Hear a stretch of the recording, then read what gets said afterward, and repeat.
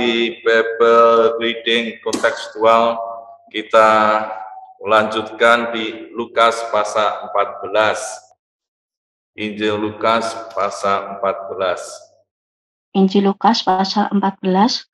Pada suatu hari Sabat, Yesus datang ke rumah salah seorang pemimpin dari orang-orang Farisi untuk makan di situ. Semua yang hadir mengamat-amati dia dengan seksama. Tiba-tiba datanglah seorang yang sakit busung air berdiri di hadapannya. Lalu Yesus berkata kepada ahli-ahli Taurat dan orang-orang Farisi itu, katanya, diperbolehkanlah menyembuhkan orang pada hari Sabat atau tidak? Mereka itu diam semuanya. Lalu ia memegang tangan orang sakit itu dan menyembuhkannya dan menyuruhnya pergi. Kemudian ia berkata kepada mereka, siapakah di antara kamu yang tidak segera menarik keluar anaknya atau lembunya kalau terperosok ke dalam sebuah sumur, meskipun pada hari Sabat? Mereka tidak sanggup membantahnya. Karena Yesus melihat bahwa tamu-tamu berusaha menduduki tempat-tempat kehormatan, ia mengatakan perumpamaan ini kepada mereka. Kalau seorang mengundang engkau ke pesta perkawinan, janganlah duduk di tempat kehormatan, sebab mungkin orang itu telah mengundang seorang yang lebih terhormat daripadamu.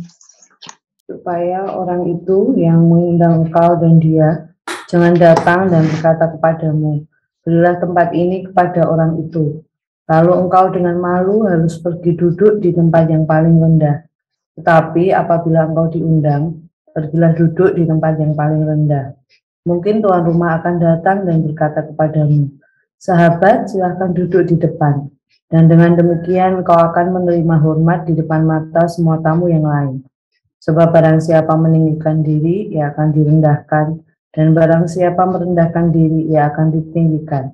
Dan Yesus berkata juga kepada orang yang mengundang dia, apabila engkau mengadakan perjamuan siang atau perjamuan malam, janganlah engkau mengundang sahabat-sahabatmu atau saudara-saudaramu, atau kaum keluargamu atau tetangga-tetanggamu yang kaya, karena mereka akan membalasnya dengan mengundang engkau pula, dan dengan demikian engkau mendapat balasnya. Tetapi apabila engkau mengadakan perjamuan, undanglah orang-orang miskin, orang-orang cacat, orang-orang lumpuh, dan orang-orang buta. Dan engkau akan berbahagia, karena mereka tidak mempunyai apa-apa untuk membalasnya kepadamu. Sebab engkau akan mendapat balasnya pada hari kebangkitan orang-orang benar. Mendengar itu berkatalah seorang dari tamu-tamu itu kepada Yesus, berbahagialah orang yang akan dijamu dalam kerajaan Allah. Tetapi Yesus berkata kepadanya, ada seorang mengadakan perjamuan besar dan ia mengundang banyak orang. Menjelang perjamuan itu dimulai, ia menyuruh hambanya mengatakan kepada para undangan, marilah sebab segala sesuatu sudah siap. Tetapi mereka bersama-sama meminta maaf. Yang pertama berkata kepadanya, aku telah membeli ladang dan aku harus pergi melihatnya. Aku minta dimaafkan. Yang lain berkata, aku telah membeli 5 pasang lembu kebiri dan aku harus pergi mencobanya. Aku minta dimaafkan. Yang lain lagi berkata, aku baru kawin dan karena itu aku tidak dapat datang. Maka kembalilah hamba itu dan menyampaikan semuanya itu kepada tuannya. Lalu murkalah tuan rumah itu dan berkata kepada hambanya, pergilah dengan segera jalan dan lorong kota dan bawalah kemari orang-orang miskin dan orang-orang cacat dan orang-orang buta dan orang-orang lumpuh. Kemudian hamba itu melaporkan, Tuan, apa yang Tuan perintahkan itu sudah dilaksanakan, tetapi sekalipun demikian masih ada tempat. Lalu kata Tuan itu kepada hambanya, pergilah ke semua jalan dan lintasan dan paksalah orang-orang yang ada di situ masuk karena rumahku harus penuh. Sebab aku berkata kepadamu, tidak ada seorang pun dari orang-orang yang telah diundang itu akan menikmati jamuanku. Pada suatu kali banyak orang berduyun-duyun mengikut Yesus dalam perjalanannya. Sambil berpaling, ia berkata kepada mereka, jikalau seorang datang kepadaku dan ia tidak membenci bapaknya, ibunya, istrinya, anak-anaknya, saudara-saudaranya, laki-laki atau perempuan, bahkan nyawanya sendiri, ia tidak dapat menjadi muridku. Barang siapa tidak memikul salibnya dan mengikut aku, ia tidak dapat menjadi muridku.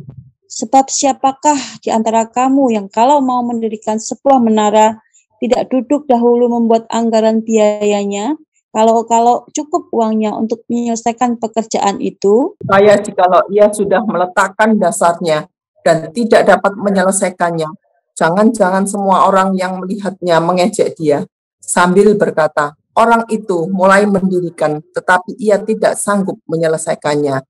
Atau, raja manakah yang kalau mau pergi berperang melawan raja lain tidak duduk dahulu untuk mempertimbangkan apakah dengan 10.000 orang ia sanggup menghadapi lawan yang mendatanginya dengan 20.000 orang? Jikalau tidak, ia akan mengirim utusan selama musuh itu masih jauh untuk menanyakan syarat-syarat perdamaian. Demikian pula lah tiap-tiap orang di antara kamu yang tidak melepaskan dirinya dari segala miliknya, tidak dapat menjadi muridku. Garam memang baik, tapi jika garam juga menjadi tawar, dengan apakah ia diasinkan? Tidak ada lagi gunanya baik untuk ladang maupun untuk pupuk, dan orang membuangnya saja. Siapa mempunyai telinga untuk mendengar, hendaklah ia mendengar. Ya, terima kasih. Kita melanjutkan dari pasal 13 Lukas sampai sekarang pasal 14 yang dimulai dengan penyembuhan di hari Sabat. Yesus menyembuhkan orang yang sakit busung air di hari Sabat. Dan kita melihat di pasal 13, Yesus menyembuhkan perempuan yang pendarahan 18 tahun juga di hari Sabat. Dan ini penegasan dari narasi Lukas untuk menunjukkan bahwa Yesus ini Tuhan atas hari Sabat dan Yesus mengasihi orang yang sedang sakit pada hari Sabat. Sekalipun orang Farisi, ahli Taurat ini melarang untuk menyembuhkan di hari Sabat. Dan ini ajaran Tuhan Yesus yang menggenapi hukum Taurat. Dan kita bisa melihat dengan pertanyaan Tuhan Yesus pada ahli Taurat dan orang Farisi, bolehkah menyembuhkan orang pada hari Sabat atau tidak? Maka mereka diam dan tidak bisa melawan, membantah ajaran Tuhan Yesus. Karena Tuhan Yesus menegaskan, siapakah di antara kamu yang tidak segera menarik keluar anaknya atau lembunya kalau terpelosok ke dalam sebuah sumur, meskipun itu pada hari Sabat. Jadi kita melihat orang Farisi, ahli Taurat menekankan legalistik, Tuhan Yesus menekankan kasih. Orang-orang yang sedang bermasalah, yang sakit perlu dikasih. Dan dilanjutkan dengan ajaran tentang motivasi duduk di tempat yang paling utama atau duduk di tempat yang paling rendah. Jika ada perjamuan, ya kita seringkali melihat bahwa kalau diundang pesta, diundang tempat-tempat persidangan atau tempat-tempat yang terhormat, biasanya itu dikhususkan bagi VIP dan atau VVIP yang khusus, dan banyak orang terhormat yang duduk di situ. Maka Tuhan Yesus mengajarkan satu motivasi, satu dorongan apabila ada tempat-tempat yang terhormat ini, bagaimana sikap kita. Dan Tuhan Yesus katakan, kalau kamu datang di situ, kalau kamu diundang, pergilah duduk yang di tempat paling rendah saja. Tempat yang paling rendah, mungkin kalau ada tuan rumah datang melihat dan katakan, sahabat, duduk aja di depan, jangan di sini. Maka kamu akan menjadi orang yang terhormat, dibandingkan sebaliknya, pengennya duduk yang terhormat, tahu-tahu ada yang lebih terhormat, kamu disuruh pindah. Maka ajaran dari perikop ini, Tuhan Yesus menekankan orang-orang yang di dalam Yesus Kristus mestinya memiliki sikap rendah hati, ya, bukan sombong dan seringkali memamerkan gelar, memamerkan kekayaan, memamerkan kepandaian, memamerkan yang hebat, dia merasa kalau ada di tempat-tempat umum, dia yang nomor satu, yang hebat. Tapi anak-anak Tuhan, kita diajarkan oleh Tuhan Yesus rendah hati. Ya, tidak perlu menyombongkan diri, memperlihatkan hebatnya.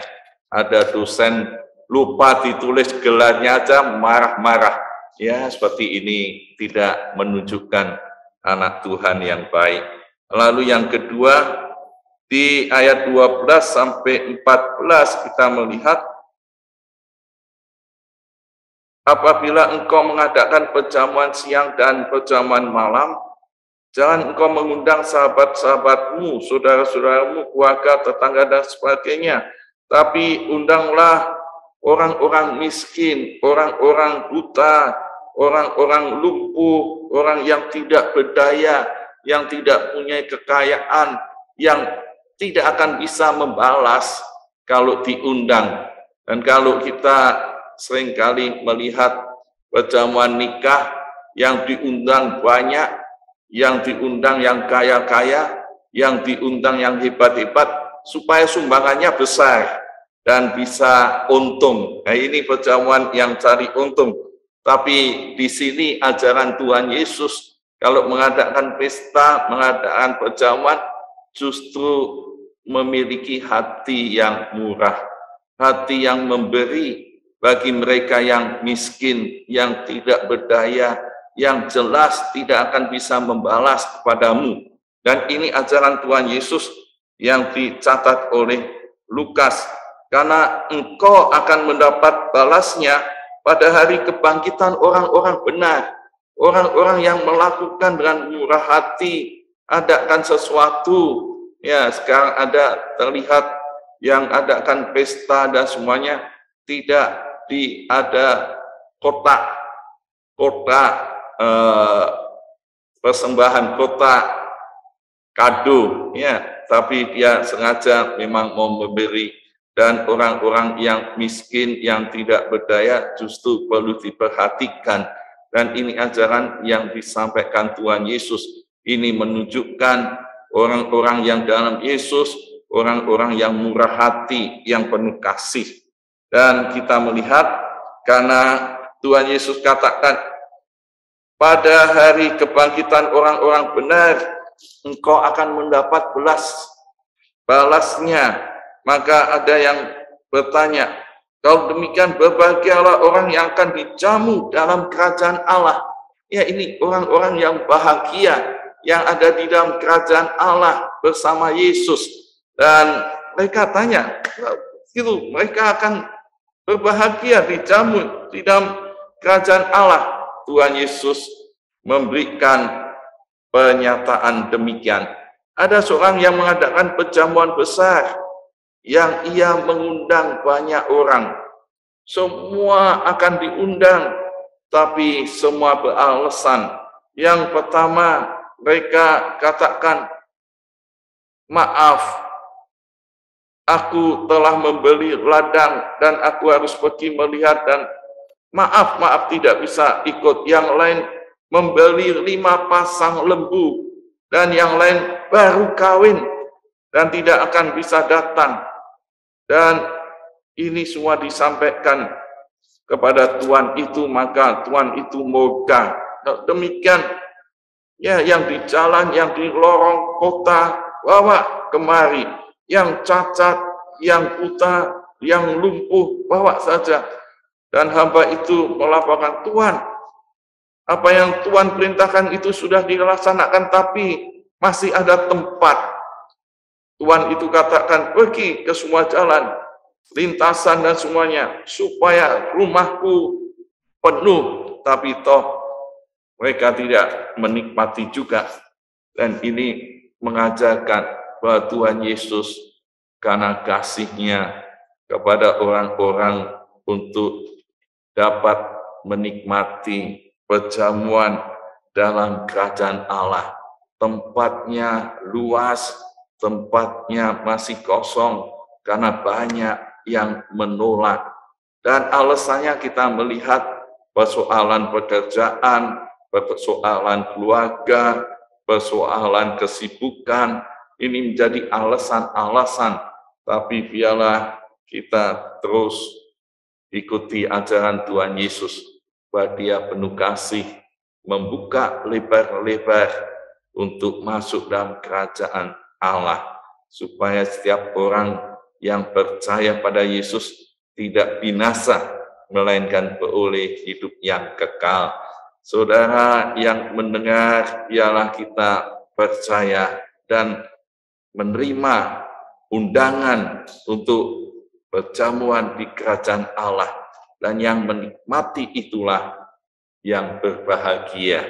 Lalu perikop berikutnya kita melihat, ya karena banyak yang ikut Yesus dengan motivasi yang benar dan yang tidak benar, dan Tuhan Yesus menekankan bahwa percaya Yesus bagus, mengikut Yesus baik, tapi ada yang lebih baik, yaitu menjadi murid Yesus. Ini yang menjadi murid Yesus. Jadi Tuhan Yesus menekankan untuk ikut Yesus, jangan berhenti sebagai orang Kristen saja, tapi ikut Yesus, menjadi murid Yesus. Dan Tuhan Yesus mengajarkan, menjadi murid Yesus ada syaratnya, dan syaratnya berat. Ya, ini syarat yang disampaikan Tuhan Yesus. Yang pertama katakan, yang datang kepadaku dan ia tidak membenci bapaknya, ibunya, istrinya, anaknya, saudaranya, laki-laki, perempuan, bahkan nyawanya sendiri, tidak dapat menjadi muridku. Dan ini penyerahan diri total, dan menyerahkan apa yang dikasih untuk berpindah mengasihi Yesus yang terutama. Itulah murid Yesus. Seringkali kita mengasihi diri sendiri, menyayangi diri sendiri, mementingkan diri sendiri, semua untuk saya. Tapi murid Yesus, dia akan belajar dari Yesus dan menyerahkan hidupnya di bawah otoritas Yesus, mengikuti Yesus, apa yang disuruh Yesus itu yang dilakukan. Yang kedua syaratnya memikul salib. Memikul salib ini beban tanggung jawab, dan ini ya penderitaan yang berat. Itulah yang menjadi murid Yesus. Artinya menjadi murid Yesus siap menanggung tanggung jawab, menanggung ya beban yang dipikulkan Yesus. Dan kalau ada aniaya, ada penderitaan, harus siap. Itulah murid Yesus. Baru dikasih tugas, seringkali sudah ya mengeluh berat ya. Belum, baru suruh tugasnya baca buku, baca analisis, kritik buku, tugasnya melayani, ngepel tempat persekutuan, seringkali lari dari tanggung jawab. Ini bukan murid Yesus. Dan kita bisa melihat syarat yang berikutnya, ya katakan, kalau kamu mau mendirikan sebuah menara, tidak duduk membuat anggaran biaya, kamu cukup uangnya. Kalau tidak bisa menyelesaikan, ya kamu jangan-jangan ya akan malu, tidak sanggup menyelesaikan. Dan ini orang yang mau bangun menara menghitung-hitung dulu. Dan ada yang raja yang mau perang mempertimbangkan apakah 10.000 orang ini sanggup menghadapi lawan dan seterusnya. Dan saudara, dalam mengikut Yesus perlu dipertimbangkan masa-masa. Dalam mengikut Yesus perhitungan harus matang. Karena apa? Karena tantangan maupun lawan maupun pencobaan, ujian akan dihadapi. Ya, kalau ujian saja belum lulus sudah mutung, sudah mundur, apalagi nanti tantangan yang lebih besar, ia akan lari dari Yesus. Itu sebabnya harus diperhitungkan dan strategi harus matang dalam mengikut Yesus. Ini komitmen, perhitungan, keputusan, sekali sudah diputuskan tetap berjalan apapun tantangannya. Ya, kemarin diskusi dengan teman-teman alumni yang meninggalkan pelayanan perlu dipikirkan. Ya, jangan sampai kita setelah merancang tahu-tahu tidak menyelesaikan. Sudah komitmen mau melayani Tuhan, tapi berhenti tengah jalan, tidak menyelesaikan. Itu sebabnya ini ayat Tuhan Yesus mengajarkan supaya ya perhitungkan dulu anggarannya. Buat anggaran, kalau mau perang, ya perhitungkan dulu strateginya. Dan berikutnya syarat ikut Yesus katakan melepaskan segala miliknya. Seringkali yang menjadi miliknya dirinya sendiri. Yang menjadi miliknya yang paling berat adalah soal keuangan harta.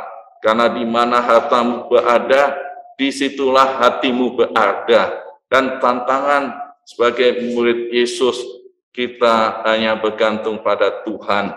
Menyerahkan hidup milik kita adalah milik Yesus. Dan Tuhan Yesus ingatkan, yang tidak melepaskan diri segala miliknya tidak dapat menjadi murid Yesus. Menjadi murid Yesus perlu berani melepaskan segala miliknya. Ya, yang seringkali sulit untuk melayani Tuhan, gajinya dibayar berapa? Ya, kalau gajinya dibayar seperti perusahaan-perusahaan besar, ya pasti banyak yang akan melayani. Tapi kalau tidak digaji, tidak tahu bayarannya, maka berpikir dan banyak yang mundur. Itu tanda-tanda orang yang bukan murid Yesus. Tapi di sini Tuhan Yesus jelas yang menyerahkan miliknya. Jadi amanat teksnya jelas, yaitu kasih Yesus menyembuhkan pada hari Sabat. Ajaran Yesus tentang rendah hati, murah hati, menikmati kerajaan Allah, dan menjadi murid Yesus yang komit dan mengutamakan Dia. Apakah saya sudah mengasihi orang-orang yang perlu dikasih, yang sakit, yang miskin, yang tak berdaya?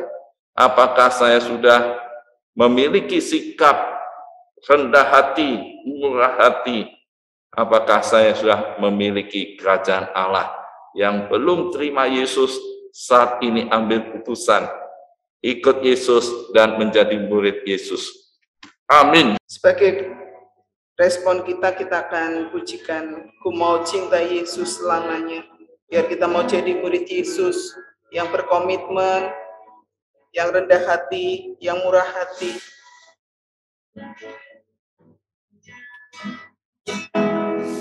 Ku mau cinta Yesus selamanya.